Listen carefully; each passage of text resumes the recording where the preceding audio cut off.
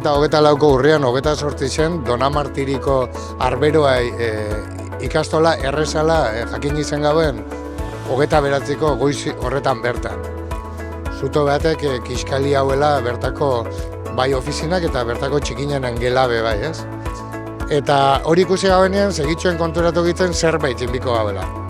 Orduen jakin gaben sua itzali eta elkartasuna piztu dinamika jarri hauela martxan.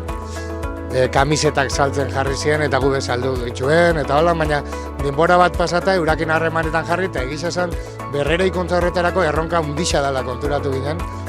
Eta horretarako gube beti sinisten duen horretan, herri-zerri, auzoz, herri dinamika bat jartzea martxan.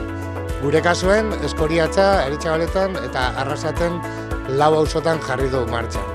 Arrasateko kasuen, San Andresen, Arimazubin, Biterin eta San Isidro onduan jarri duen. Eta danetan, ipini dobena da oinarrizko postu bat, txistorrakin, edarixekin, baina eraberien gure izen du herri bakoitza eta sinisten duelako gure taldietan sormen handixa dauela, bakoitzak bere dinamika propioa aurrera eruetea, ez? Orduen, niretzak gaur egun oso politxa da, bai guraso, bai ikasle eta bai lankidiok elkarrekin hori bizitzeko, ez? Eta herritar danek parte hartzia olako dinamiketan be bai, ez?